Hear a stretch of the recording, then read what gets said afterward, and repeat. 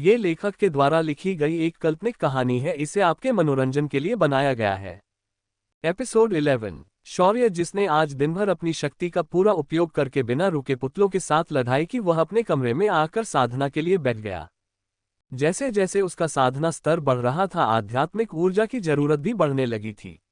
अब उसका और हरे रंग से चमक रहा था। आज वह अनाहत चक्र को पार करके विशुद्ध चक्र में पहुंचने वाला था। उसने अपनी भैरवी साधना को शुरू किया। कुछ समय बाद उसका गले का चक्र चमकने लगा और वह विशुद्ध चक्र में पहुंच गया था। उसने फिर अपने शरीर की आध्यात्मिक ऊर्जा और कुंडलिनी ऊर्जा को अन्य 30 सूक्ष्म चक्रों में भेजना शुरू किया। इन चक्रों में ऊर्जा की आवश्यकता अधिक थी और कमरे में मौजूद ऊर्जा अब काम पड़ने लगी थी। सुबह होने तक वह सिर्फ 7 सूक्ष्म चक्रों को जगा पाया था। जब वह मैदान में आया तो उसने माया से पूछा, माया, यहाँ कोई ऐसी जगह है जहाँ आध्यात्मिक ऊर्जा सबसे अधिक मात्रा में मौजूद हो?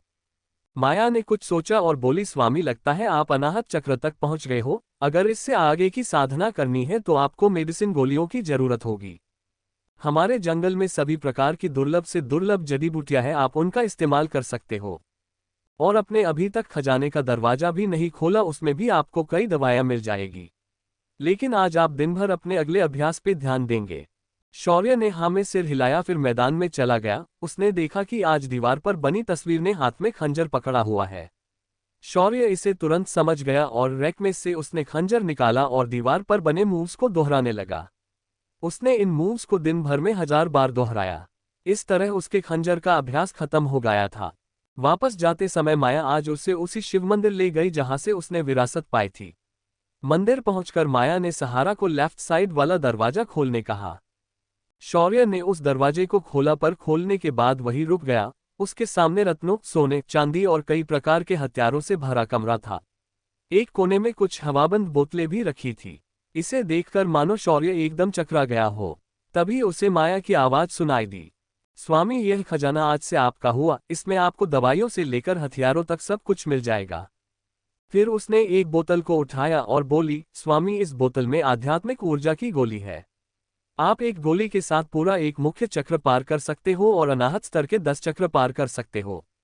जब शौर्य ने ये सुना तो वह खुश हो गया और उसने तुरंत वह बोतल हाथ में ली। तभी माया का ध्यान उन आभूषणों में पड़ी एक अंगूठी की ओर गया। उसने तुरंत जाकर उसे हाथ में उठाकर शौर्य को दिखाया और बोली, स्वामी, इसे देखिए, यह एक स्टोरेज रिंग है और यह एक खास रिंग है जिसे ड्रैगन गॉड ने विश्वकर्मा को ड्रैगन पैलेस बनाने पर दी थी। जब शौर्य ने ये सुना तो तुरंत दौड़कर माया के पास गया और उसके हाथ से वह रिंग ली और उसे निहारने लगा। तभी उसे सिस्टम की आवाज सुनाई दी, अरे ओ लालची इंसान, तनिक हमारी भी सुन लो। ये जो रिंग तोहरे हाथ में है वो बहुत खास है। इसमें तुम ये पूरा डायमेंशन रख सकते हो। इसे इस्तेमाल करने के लिए तुम्हें लेकिन अपना खून बहाना होगा। जब शौर्य ने खून की बात सुनी तो वह सकपका गया, लेकिन ये तो स्टोरेज रिंग थी, इसके लिए वो पूरा 1 लीटर खून बहाने के लिए तैयार था, तो एक बूंद क्या चीज है। शौर्य ने तुरंत पास पड़े हथियार में से एक खंजर उठाया और छोटा सा एक कट लगाकर अपनी उंगली से एक बूंद खून अंगूठी पर डाल दिया। खून गिरते ही शौर्य अंगूठी से जुड़ गया और उसने देखा कि पूरी अंगूठी खाली थी और उसके अंदर बहुत बड़ा मैदान दिखाई देने लगा। उसने फिर अपने मन से अंगूठी को नियंत्रित किया और वह बाहर आया। फिर उसने सभी बाकी हथियारों को एक एक करके ध्यान से देखा। इसमें उसने कई कवच, कई तलवारें, भाले, बर्चियां, पट्टे, गदा और कुछ गोल बॉलर्स देखे। जब माया ने देखा कि शौर्य उन बॉलर्स को सवालिया नजरों से देख रहा है तो वह बोली, स्वामी, यह भी एक तरह के कवच है, लेकिन ये पहनाने वाले के इच्छा अनुसार बदलते हैं। मैंने भी ऐसा ही कवच पहना है, देखिए, यह मेरे इच्छा अनुसार आकार बदलता है। इसी के साथ माया का ड्रेस अपना कलर बदलकर अपना आकार बदलने लगा। ये देखकर शौर्य हैरान हो गया। अब तक उसे लगता था कि माया के पास बहुत कपड़े होंगे, इसीलिए वह हर दिन अलग अलग कपड़े पहनती है। अब उसे इसका कारण पता चला। उसने तुरंत एक बॉल उठाए और फिर सिस्टम बोली, मालिक, इससे भी तुम्हारा खून चाहिए? सोच लो बेटा, वरना खून की कमी के कारण मर जाओगे। शौर्य ने सिस्टम की बाकी बकवास को अनसुना किया और अपनी एक बूंद उस गोले पर डाल दी। गोला तुरंत उसके शरीर से चिपक गया और शौर्य के इच्छा अनुसार एक ड्रेस में बदल गया। शौर्य इन कपड़ों में बहुत हैंडसम लग रहा था, इतना हैंडसम कि माया जैसी अप्सरा भी उसे घूरने लगी थी। इसके बाद माया ने कई हथियार और वस्तुओं की पहचान कर दी। शौर्य जब सब चीजों को अच्छे से समझा, उसने तुरंत सारा खजाना अपनी अंगूठी में छुपा लिया। जब पूरा कमरा खाली हुआ तो उसकी नज़र एक तलवार पर पड़ी। उसने मुड़कर सवालिया नज़र से माया को देखा तो माया बोली, स्वामी ये तलवार विश्वकर्मा जी ने बनाई थी, लेकिन इसमें एक कृत्रिम आत्मा डाली गई है और यह आत्मा बड़ी नटखट है। ये भी आपके शरीर में मौजूद आत्मा की तरह है, लेकिन ये ज्यादा शक्तिशाली है पर दिमाग से थोड़ी कम है। जब माया ने ये कहा तो वह तलवार जोर से हिलने लगी और उसमें से एक छोटी 5-6 साल की लड़की का साया निकाला। वो चिल्लाकर बोली, अप्सरा माया आपको ज्ञात होगा कि मैं आपकी तरह कैद नहीं हूं, मैं यहाँ अपनी मर्जी से रुकी हूं, अगर आपने हमारा फिर से अपमान किया तो हमसे बुरा कोई नहीं। तभी शौर्य के शरीर से एक और छोटी लड़की निकली और वह बोली, 107 यह क्या तरीका है अपनों से बड़े इंसान से बात करने का, जल्दी से इनसे माफी मांगो। जब शौर्य ने ये देखा तो वो हैरान हो गया। तभी तलवार की आत्मा नीचे सिर करके माया से माफी मांगने लगी। फिर सिस्टम ने उस तलवार को शौर्य के साथ रहने के लिए कहा, इससे वह तलवार गायब हो गई और शौर्य के हाथ पर एक तलवार का टैटू बन गया। दूसरी ओर शौर्य के मेंटल स्पेस में दो लड़कियां जोर जोर से बातें करने लगी और शौर्य का सिर दर्द करने लगा। यह क्या नया सिर दर्द शौर्य के गले पड़ गया? क्या सिस्टम अकेली कम थी जो अब एक और आत्मा उसके शरीर में रहने लगी है? कैसा होगा शौर्य का इनके साथ का जीवन? क्या शौर्य कभी वापस बाहर जा पाएगा? एपिसोड 12। तुम दोनों अपनी चपड़ चपड़ बंद करोगी या नहीं, वरना मैं तुम्हें बाहर फेंक दूंगा।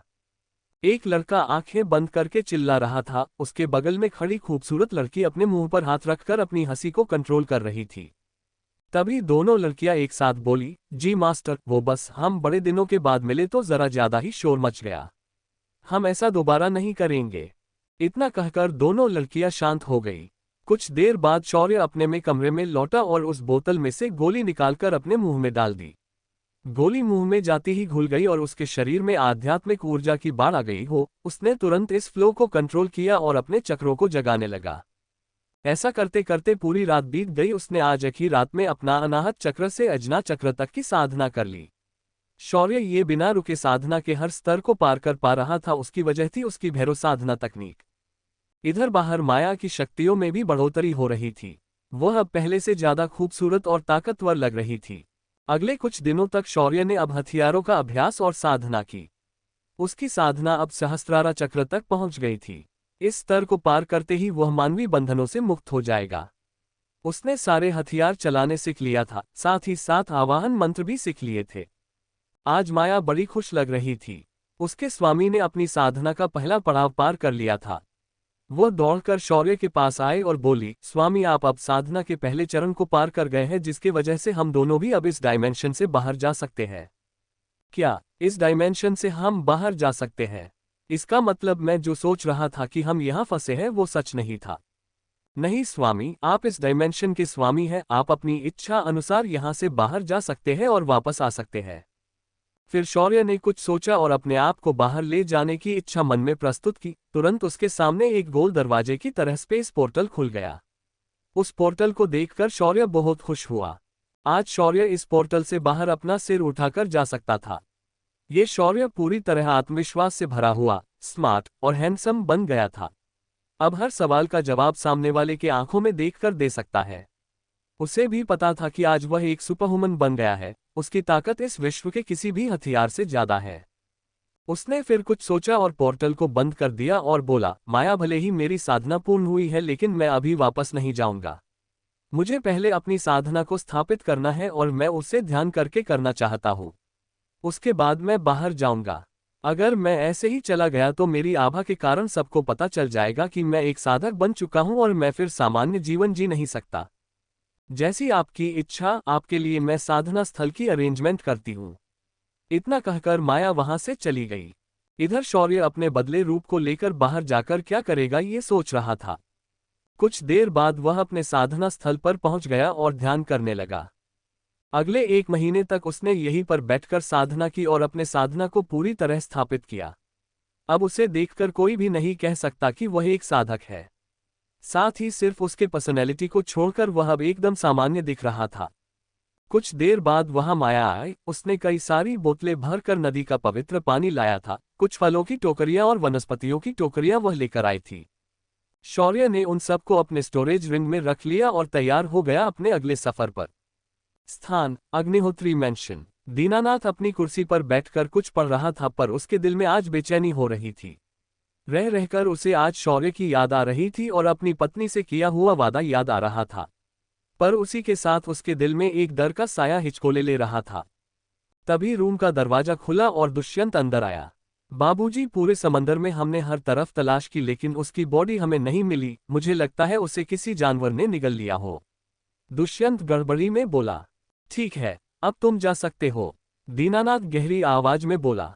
लेकिन बाबूजी, फिर हमें उसका अंतिम संस्कार करना पड़ेगा। दुष्यंत ने थोड़े निचली आवाज में पूछा। कौन सा अंतिम संस्कार? किसका अंतिम संस्कार? कौन से अधिकार से तुम ये करने की बात कर रहे हो?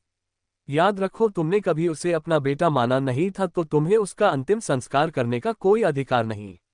दफा हो जाओ यहां से, दीनानाथ गरज कर बोला। उसका गुस्सा मानो आसमान छू रहा था। दुष्यंत ने ये सुना तो वह तुरंत रूम से बाहर चला गया। तभी आसमान में तेज बिजलियों की कड़कड़ाहट हुई और ज्यादातर बिजलियां अग्निहोत्री मैंशन के ऊपर चमक रही थी, मानो वो किसी आने वाले तबाही का स्वागत कर रही हो। इधर कुछ समय बाद समुद्र के उफनते पानी पर अचानक अंधेरे में एक आकृति प्रकट हुई। उस लड़के की उम्र लगभग 20 साल होगी। वह पानी पर चलकर किनारे की तरफ आ रहा था, मानो वह जमीन पर चल रहा हो। ये लड़का कोई और नहीं, शौर्य ही था। जब वह शहर में दाखिल हुआ तो सबसे पहले उसने अपना मोबाइल, जो बंद हो चुका था, उसे निकाला। उसमें से सिम कार्ड निकालकर उसने वह मोबाइल फेंक दिया और रास्ते पर वह पास ही के ज्वेलर्स की दुकान पर गया।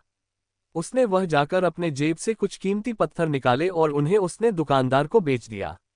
उसे उसके बदले अच्छी खासी कीमत मिली।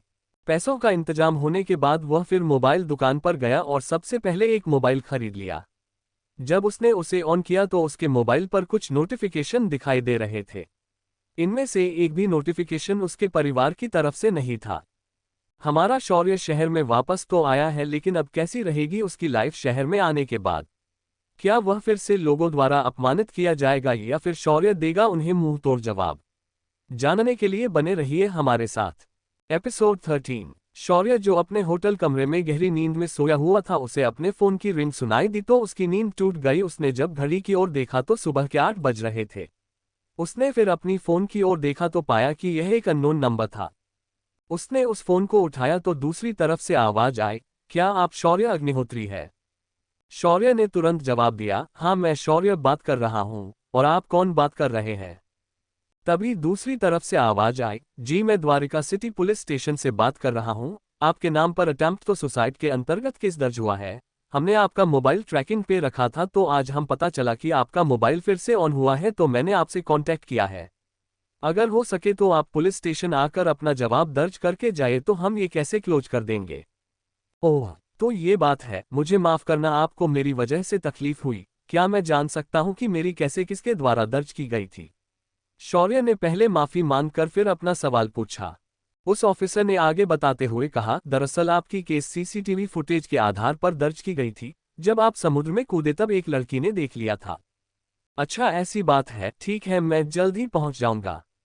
इतना कहकर शौर्य ने अपना फोन काट दिया और उठकर नहाने चला गया।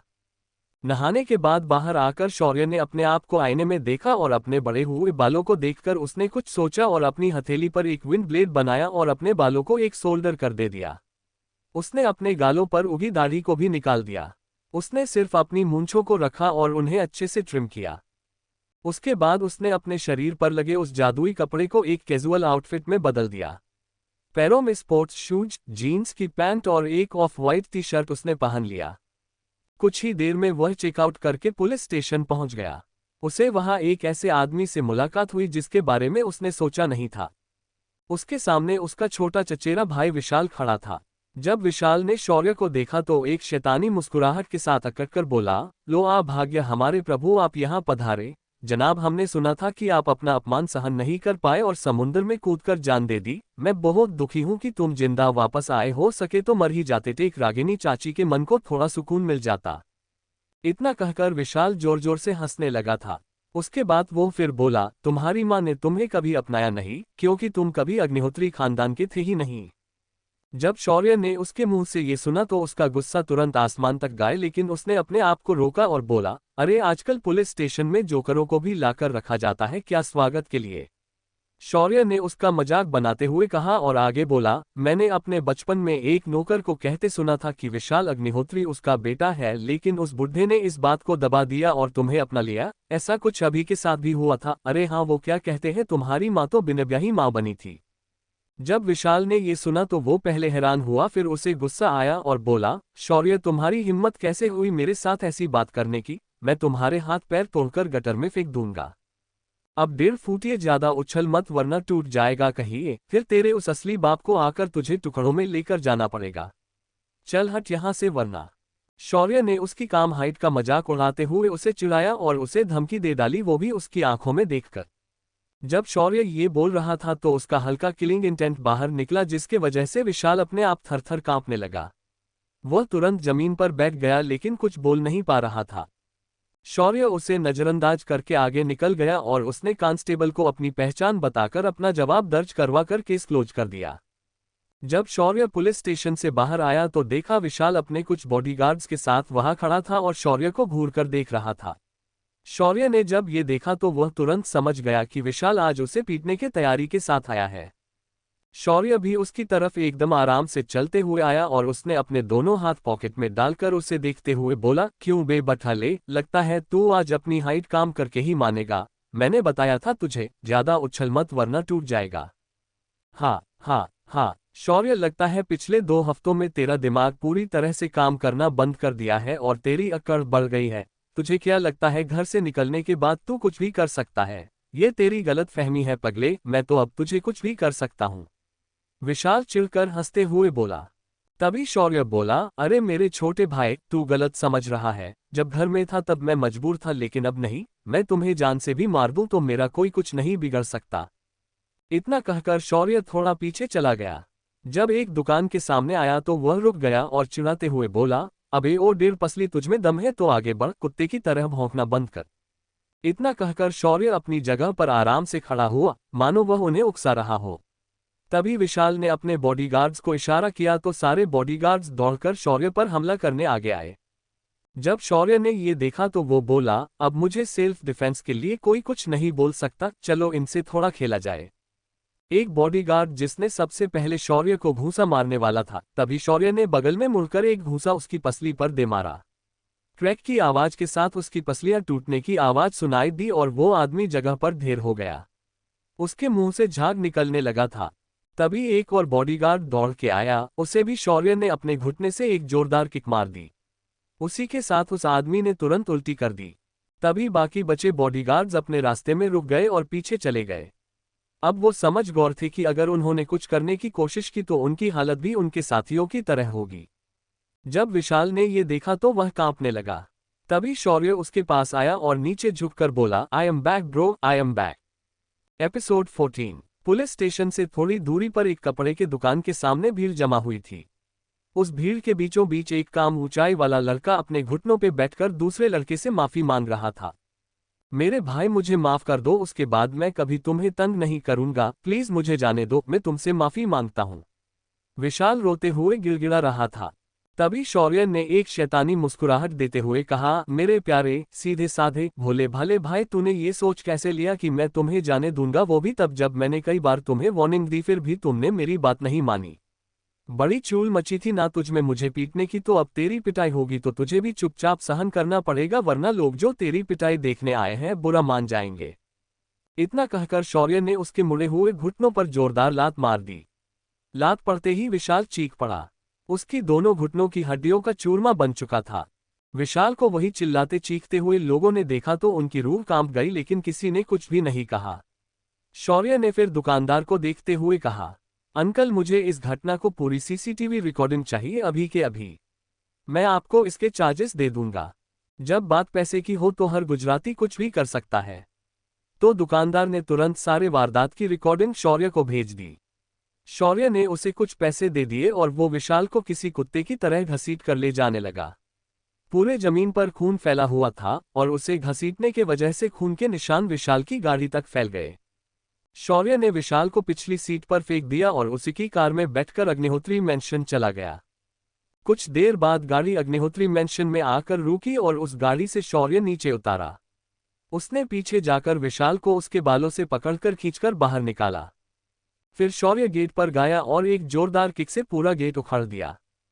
शौर्य विशाल को घसीटते हुए में हाल में आया और विशाल को किसी बोरे की तरह फेंक कर बोला, साला हम हर जुर्म चुपचाप सह रहे थे तो इससे तुम लोगों ने मेरी कमजोरी समझा। हम कोई घंटा नहीं कोई कुत्ता आकर हमें बजाकर चला जाए।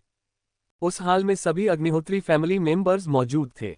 सभी को इमरजेंसी मीटिंग के लिए बुलाया गया था। इस बात का कारण था कि शौर्य वापस आया है, लेकिन जिसके बारे में वह बात कर रहे थे वह अचानक उनके सामने एक इंसान को उसके बालों से पकड़कर खींचते हुए ला रहा था। अबे ओ चाचा, ओ वाले चाचा, इधर देखिए, जो तेरी औलाद है ना मुझे पीटने के लिए गुंडे लेकर आई थी, अब मैंने उसे थोड़ी तमीज सिखा दी है तो इसका आगे से ध्यान रखना। शौर्य ने एक शैतानी स्माइल के साथ कहा। तभी दीनानाथ जो में कुर्सी पर बैठे थे बोले, शौर्य ऐसा बर्ताव एक अच्छे घर के लड़के को शोभा नहीं देते, अपने बड़ों के साथ ऐसे बात नहीं करनी चाहिए। तभी शौर्य तुरंत बोला, अबे ओ बुड्ढे, तेरा दिमाग खराब हो गया है क्या, या तेरी याददाश्त में कोई लोचा हुआ है क्या? कौन सा घर? ये घर जिसमें से तुमने मुझे धक्के मारकर बाहर निकल दिया, और इस दुनिया में मैं अपनी दादी को बड़ा मनाता हूँ। बाकी सब मेरे लिए कीड़े मकोड़े की तरह है, यहाँ तक कि तू भी उसके आगे कुछ नहीं, इसीलिए ज्ञान बाद में बांट, पहले इसे देख, इसके दोनों पैर मैंने आज ही तोड़े हैं, इसे दवाखाने ले जा। जब शौर्य के मुंह से ऐसी अपमानजनक बात अपने दादा के लिए सुनी तो सब हैरान रह गए। रागिनी जो वही बैठी थी ध्यान से आज शौर्य को गुस्से से देख रही थी। तभी विशाल की मां चिल्लाई, हैवान कही कि तूने मेरे बेटे के पैर तोड़ दिए, मैं तुम्हें जिंदा नहीं छोड़ूंगी, तेरे टुकड़े टुकड़े करके कुत्तों को खिला दूंगी। तभी शौर्य उसे शैतानी स्माइल के साथ देखकर बोला, ओ मेरी प्यारी चाची, बचपन से लेकर अब तक जब तेरा बेटा मुझे पीटता था तो भी तू कहती थी कि मैंने उसे पीटा था। आज देख ले अपने लाडले को, जब मैं पीटता हूं तो ऐसी हालत होती है। और ज्यादा चपड़ चपड़ मत कर वरना तेरी टांगे भी ढीली कर दूंगा।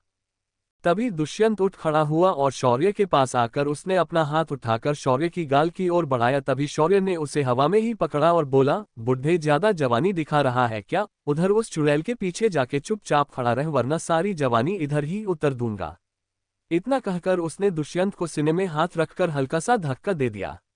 दुष्यंत उड़कर अपनी जगह पर खड़ा हो गया मानो किसी ने उसे हवा में उठाकर वहां रखा हो। तभी शौर्य की नजर अभी पर पड़ी और वो मुस्कुराकर बोला, अरे बड़े भाग हमारे जो दर्शन हुए तुम्हारे, मैं भूला नहीं कैसे उस नौकरानी को तुमने मुझे फंसाने के लिए भेजा था। वैसे क्या नाम था उसका? अरे हाँ, रिया नाम था उसका, जरा बुलाओ तो उसको। जब शौर्य ने ये कहा तो सब चुप हो गए। तभी शौर्य ने जरा जोर से कहा, अरे बुलाओ उसको या तुम्हारी टांगे भी मैं तोड़ दूं। जब शौर्य ने ये कहा तो एक नौकर तुरंत भागकर अंदर चला गया और तुरंत एक लड़की को खींचकर लेकर आया और बोला, मालिक यही है वो लड़की जिसने आप पर झूठा इल्जाम लगाया था। शौर्य ने रिया को देखा और बोला, तो रिया तुम्हें मैं आज सच बोलने का मौका देता हूं, तो बताओ उस रात क्या हुआ था हमारे बीच? रिया ने ध्यान से सबको देखा। जब उसने अभी को भी वह देखा तो वो पूरी कॉन्फिडेंस के साथ बोली, उस रात तुमने मेरे साथ जबरदस्ती करने की कोशिश की तो मुझे अभी ने आकर तुमसे बचाया था। क्या बात कर रही हो सच में? इतना कहकर शौर्य ने एक जोरदार किक उस लड़की के पेट में मार दी और वो दर्द से कराह उठी। तभी शौर्य फिर बोला, इनमें से कोई भी आज झूठ सुनने के मूड में नहीं, अब सच बताओ या फिर अगली बार तुम्हारा हाथ या पैर टूट सकता है। इस बार रिया समझ गई कि अगर उसने सच नहीं बताया तो अगली किक उसकी जान ले सकती है। अभी जो लात पड़ी थी वो इतनी खतरनाक थी कि उसका प्रत्येक इंटरनल ऑर्गन डैमेज हो चुका था। उसने करहाते हुए कहा, उस रात कुछ नहीं हुआ था, अभी मालिक ने मुझे आपको फंसाने के लिए कहा था।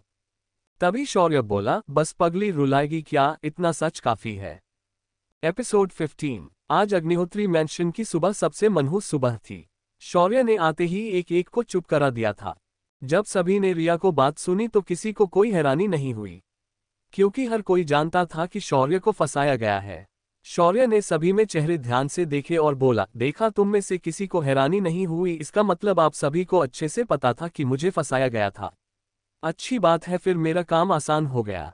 इतना कहकर वह बिजली के रफ्तार से अभी के सामने आया और पलक झपकते ही उसने उसके दोनों हाथ कंधे से उखड़ दिए। अभी दर्द में जोर से चिल्लाया। तभी श्रीकांत आगे आकर शौर्य को देखते हुए बोला, अरे हरामखोर, गंदे नाली के कीड़े, बास्टर्ड, मैं तुम्हें जिंदा नहीं छोड़ूंगा। तभी शौर्य ने एक चमाट उसके गाल पर रसीद कर दी और बोला, अभी तुमने क्या कहा? बास्टर्ड? हाँ मैं हूँ बास्टर्ड। तभी तो उस औरत ने और उस आदमी ने मुझे नहीं अपनाया, अपने भाई से पूछो ना।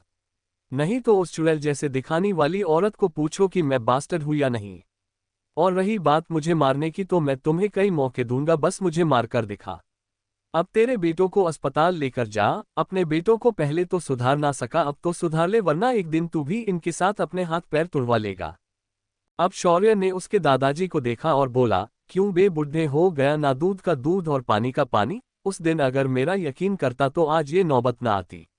आज तेरे दोनों काबिल पोते अपाहिज हो गए, तू कुछ नहीं कर सका। अब बोल, क्या मैं निर्दोष था या नहीं।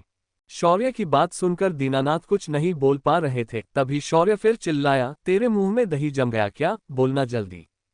हाँ, तुम निर्दोष थे, लेकिन तुम्हारे माँ बाप के वजह से मैं कुछ नहीं कह पाया।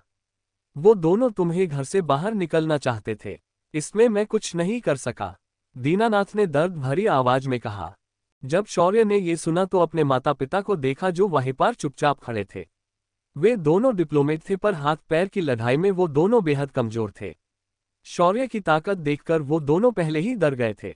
शौर्य फिर उनके सामने गया और बोला, इन दोनों को मैं नहीं चाहिए था ना, तो ठीक है बुढ़े, इनके हिस्से की सारी प्रॉपर्टी आज शाम तक मेरे नाम होनी चाहिए। अगर किसी ने तंगड़ने की कोशिश की तो मैं उसे सीधा यमलोक भेज दूंगा।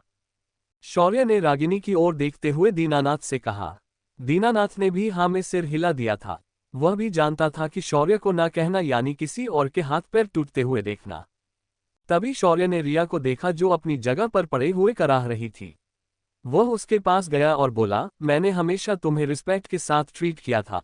मैं तो तुम्हारे हिस्से के काम भी खुद करता था ताकि तुम अपनी पढ़ाई पूरी कर सको, लेकिन तुमने क्या किया, मुझे ही फंसाया। चलो फिर इस बात पर मैं तुम्हें आज़ादी दे देता हूं। इतना कहकर शौर्य ने उसे गर्दन पकड़कर उठाया और उसकी गर्दन कट के आवाज के साथ तोड़ डाली। सबके सामने शौर्य ने उसका खून कर दिया था। एक लड़की को उसने एकदम निर्ममता से मार डाला था। ये नजारा देखकर हर कोई कांपने लगा था। रागिनी तो लगभग बेहोश होने वाली थी। दुष्यंत का गला सूख गया था। वहीं पर उसकी छोटी बहन, वो तो मानो उसे सदमा लगा हो, वो सीधा रोने लगी। तभी शौर्य की आवाज सुनाई दी, जब तक मेरे नाम सारी इन दोनों की प्रॉपर्टी नहीं हो जाती तब तक मैं यही रहूंगा। इसकी लाश को गार्डन में दफना देना, और याद रहे ये बात, अगर बाहर गई तो फिर मैं तुम्हें भी अपना मुंह खोलने से पहले मार दूंगा। सभी ने हाँ में अपना सिर हिलाया और वहां से चले गए। शौर्य भी अपनी दादी के कमरे की ओर चला गया। जब वह अंदर आया तो देखा उसकी दादी की एक फोटो कमरे में टंगी हुई थी। उसने उसे उतारकर अपने सीने से लगा लिया और बोला, दादी मैं इस घर में वापस सिर्फ आपको लेने आया हूँ। आप झूठ कहती थी कि मेरी माँ मुझे एक दिन अपनाएगी, लेकिन ऐसा कुछ नहीं हुआ। वो औरत माँ कहलाने के लायक नहीं है। शौर्य उसी कमरे में अपनी दादी के फोटो के साथ बात कर रहा था। तभी सिस्टम की आवाज आई, अबे ओ चपटगंजू सुन, मुझे यहाँ पर बहुत सारे किरण हवा में दिख रहे हैं। इनमें एक अलग ऊर्जा प्रवाह दिख रहा है, क्या मैं इसे ट्राई करूं? इसमें पूछने वाली क्या बात है, तुम इसे ट्राई कर सकती हो, शौर्य ने धीरे से कहा। सिस्टम ने तुरंत इस बहते ऊर्जा प्रवाह को खुद की ओर खींचा और तुरंत उसमें बहुत सारी चीजें ट्रांसफर हुई। होस्ट, ये तो नेटवर्क है जिसका इस्तेमाल कनेक्टिविटी के लिए करते हैं।